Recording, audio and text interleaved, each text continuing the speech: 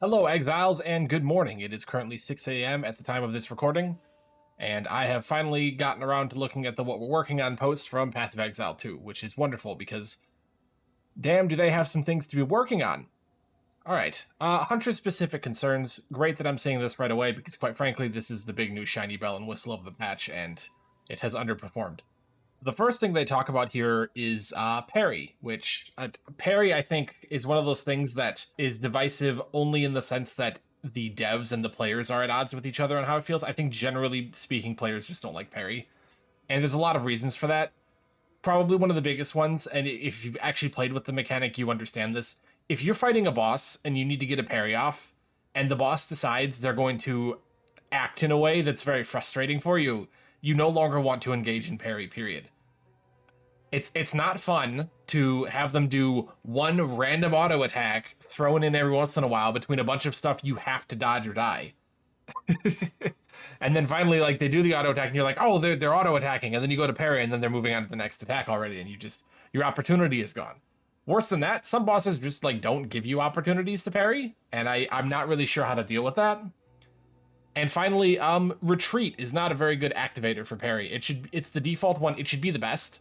It's very easy to fix this. Just give the attack like a 270-degree cone, because the issue is it has this very narrow, like, laser point attack. And if your mouse is off even by a fraction of a centimeter, you're going to you're going to whiff it.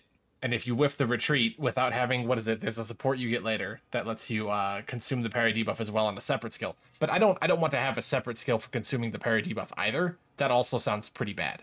Generally speaking, though, just sitting there and having to wait for an attack to come in is always going to feel pretty awful. It's also going to create opportunities where you have to, go for the parry, but if there's ranged mobs on the screen, they're going to be bombarding the shield before like a melee enemy's auto attack comes in, and that leads to a heavy stun, which just outright kills you.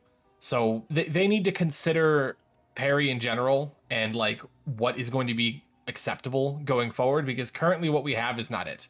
This is really difficult to deal with, that they're trying to force this. Now they are giving us Cull the Weak, which is going to be like the monk cull, where you dash to an enemy that's in culling range and kill them instantly, and you get a frenzy charge. That's pretty good. That doesn't work for most bosses, though. That, to be fair, though, parry doesn't work for a lot of bosses either. So not having frenzy charges in boss fights feels like an oversight and just kind of a mistake.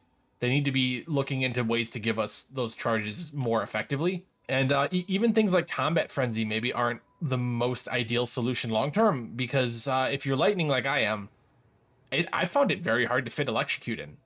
I don't really see a spot where I can put it that it feels organic, unlike with Monk, where if you're running electric stabs, you have that buff skill that consumes power charges, and you can slap electrocute on that, and it becomes a part of all your other attacks. It's very fluid and just melds in really well. Huntress does not have that, and it's made it kind of a situation where I have just learned and built my character not to use frenzy charges. And Cull the Weak, the other reason Cull the Weak is good is because at the beginning of the game, you don't have a way to jump into attacks, right? You can't just, like, do that. And that's important. And while I'm doing that, I wanted to show, if you are playing Hunters, there's a little bit of movement tech with Thunderous Leap.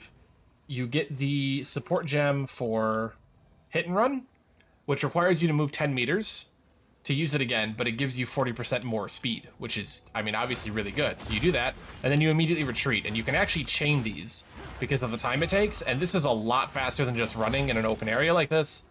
You do kind of have to not mess up your mouse positioning, but outside of that, this is way better to have than to have nothing, because a lot of people have nothing. Hopefully this doesn't get nerfed, but it's a lot of fun to do this when you have a big open area to traverse, and it makes the game a little bit more enjoyable. Gets me back a little bit of the time I've invested in this character, which is considerable. Outside of that, we're getting some spear throw buffs. This is another very, very good one because, I mean, famous DS Lily videos of Lightning Spear doing 0 DPS aside, they're a little slow, especially Lightning Spear. Lightning Spear is very slow. I have invested a lot of speed into my character, and that guy is having a bit of trouble throwing the weapon as quickly as I need to even now. That said, I've gotten it to kind of a manageable point, so it's probably going to actually feel really good to have this 25%-ish buff to the speed that they're kind of looking to throw at us. And just spear throws in general need to be a little better, because that's how we kill our white mobs.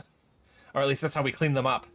And that's going to save a lot of running around and kind of errant nonsense that happens towards the end of a fight. Minion changes. What is there to say except that something went horribly wrong with the minion balancing? They were trying to rebalance minions for higher gem levels and ended up hitting everything below level 20.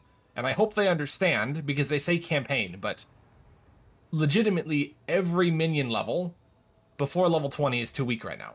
And I know this because Ghazi started white maps, and his level 19 skeletons, right, level 15 with +4 levels, were losing to white packs and dying instantly. That is not good enough. They got to be a lot better than that, and I hope they understand that, because, man, minions have really always been kind of clunky and not feeling great, and, like, at the very least, they need to get some of their internal testers on this. If they have internal testers, I hope they have internal testers. They need to get them on this and looking at, like, how to make these feel just like they perform, at least. Because currently, minions at certain stages of the game, if you're not using specific ones, they don't perform. You know, companions perform. Someone obviously tested those, so I know they have some sort of tester out there. Just, you know, skeletons, your bread and butter skeletons should not die right away. If anything, they should be some of the more reliable minions. The higher damage ones should be at more risk of dying, while the skeletons take the hits. They go on then to talk about monster life being too high. I think monster life in general is too high. I think monster stats in general are a little too high for where they've got players balanced. They either got to bring us up or bring them down. But besides that, they do mention specifically that the rare monster change, which that's actually documented right here in this hotfix, that bonus life to rare monster minions, you know, the minions around the rare monster, are much lower now, that's a very good change. It was weird that they were generally stronger than, like, magic monsters. It's like, oh yeah, blue monsters, those are stronger than white monsters, except in this one specific situation where they're already more dangerous because there's a big angry bastard next to them. So, I mean, like, good, right? These are all steps in the right direction, but they're also all a little tone deaf. Like, I don't think they understand how frustrated people are with a lot of these things. And that's an ongoing theme that melds right in, perfect segue, right into large area sizes here. Where they say, normally when this is the case, the main reason is due to other concerns, such as monster life or player damage being incorrect. No, as a matter of fact, no. Even if the monsters had half the life and I had twice the damage, a lot of these zones don't need to be as big as they are. And I'm not talking about linear zones. Linear zones, generally speaking, are the correct size. But very wide open zones that give you a chance to find the place you're trying to get to last, Azek Bog is a great example of this, don't do a good job with their sizing, right? You could actually cut off a third of those maps and they would be just as good. Currently speaking, those zones need to be changed. And obviously, like, I'm an adult. I think most of us are adults. We understand this can't be done in this patch. It would be 0.3 at the earliest, because they're going to have to rebalance the experience gain in the campaign the whole way through. And I'm fine with that. I'm at peace with that. We're not going to have it now, but they need to let us know that they're, like, looking at it and they're going to fix it. Their stopgap fix is checkpoints.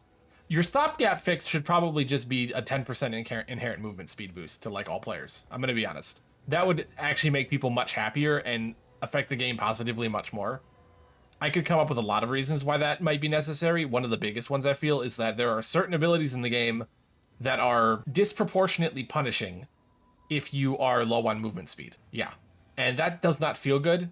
Things like volatiles or those plants that chase you are great examples of this, where just in general, if you don't have movement speed on your boots, you suffer, right? I have 10% on my boots, and that feels like the bare minimum. I don't know how a person is supposed to enjoy themselves below that. I don't think you do, right? You just, I mean, unless you're able to tank through everything, which Path of Exile 2 doesn't really let you do. They need to understand that player speed in general, at least the way we move, is too low across the board in relation to the rest of the game, especially in relation to the enemies and what they do, and especially in relation to certain outlier large areas that are just, like, comically large. You know, I don't understand why they're that big unless they're gonna legitimately add entire side quest stuff to it to, like, give you something for getting lost, which that would actually help a little bit. You know, go to Azek Bog, and if the boss is in this corner, put something in the opposite corner that'll, I don't know, give you a guaranteed Exalted Orb drop, you know, the first time you do it. Sure, that'd make people real happy, because quite frankly,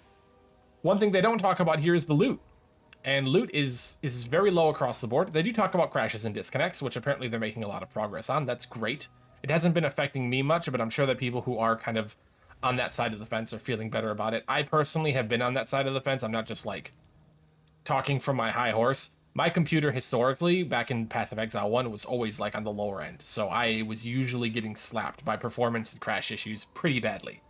That said, if you're only starting recently because of these, honestly, you kind of, we beta tested for you. You're welcome.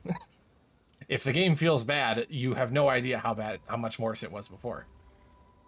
So yeah, I mean, right, they're doing the good work. I got to give them a pat on the back for where they are doing their job, because they are, and I know it's not a very thankful job right now because so many people are upset. You got to think about that. I don't want the devs to get discouraged, because as much as I disagree with the vision, I know the bones of the game are good, right? There's some very little things, like 10 to 15% movement speed on everyone baseline, I think would immediately improve people's feel of the game instantly. They could do that right now, and I bet people who left the game would come back. Just like on the spot. They'd be like, oh, I should see now. Because everything is just a little too slow. Everything, right? Across the board, everything's just a little too slow. And lastly, they go into quality of life. Quality of life is great. They do talk about bookmarking on the Atlas, which I think is great, because definitely if you have like an area you want to come back to because you like the maps there for whatever reason, it's good to be able to bookmark. But I think what they really need to add here and talk about, like let us know they're adding, is like a 100x mega zoom out, right? Give us low res textures alongside it. It's so big of a zoom out, because I mean, this is kind of the Delve problem, and it's fine in Delve because Delve is side content, but in Path of Exile 2, this is the Atlas, all right? We're all forced to engage with it constantly in endgame. Give us the ability to swing across the Atlas like 400 maps in 2 seconds. If we can't do that, you're going to run into a problem eventually where the situation feels sticky and sluggish, and again, right back to this, everything needs to be a little faster than it is right now. And this is another place where you probably need to do something to that effect. And then the other stuff is just some stash tab affinity junk, which honestly, I actually appreciate this a lot. Flask affinity also affecting charms, and then like socketables and tablets having affinities are going to be really nice quality of life. And then some rebinding, Spectre's Tame Beast stuff, sure. I actually like Tame Beast a lot, by the way. I think they got the balance of this pretty well. Hopefully it's not overpowered. I haven't gotten to a point where I could experience that, but I do know that the Beast has felt really good to invest in and make use of, so I'm quite happy with that. One part of my build seems like it's going to be at least somewhat functional. Rue is a cat. You are in exile, and I will see you next time, hopefully with better responses than this from GGG, because while a lot of things are getting fixed here, the speed and severity with which they talk about it leads me to believe they're not taking it seriously enough, which is unfortunate. Luckily, there's other games in the world, so, I'm finding ways to keep my sanity. Hopefully you are too, or maybe you're just enjoying the game, which is great. I'm sure there are definitely builds right now that are doing all right, but even if you're on an all right build, I get the feeling you're probably a little vexed that loot was not mentioned here, because a lot of people have been talking about it, and I've kind of noticed it too. I feel like I'm getting less currency than I did in 0.1. I think they reverted some changes that they made, and they need to unrevert them quickly. I'm on Solo Self-Found, but I know what to do. I've leveled 3 characters to maps in 0.1, and at the end of it, I got to a point where I was very comfortable with it, even if I wasn't using stockpiled stuff from my other characters. I've looked up how people do it, I've studied how people do it, and it just felt like my reliance on the gamble mechanic was a little too extreme, and I was actually it's not so much I get the opportunity to pull a slot machine as I have to rely on the slot machine, and if the slot doesn't hit, my game experience is affected in a major way. Because early Act 2 especially, I could not find it even a passable weapon, and that was probably when spears were at their weakest overall, in addition to when they were weakest game balance wise before any of the buffs came in. And that was probably the worst Path of Exile I've ever played, period. And I league started Dark Pact, pretty much putting every skill point into health back in Harbinger League. So until I got to 28 and actually got Dark Pact, that was garbage. Still a lot better than what I experienced, though. At least I was unkillable. Anyway, have a good one, Exiles. I will hopefully see you, I want to say, in the next few days, because they are not done. They can't just do this and then walk away. We need some loot changes pretty badly.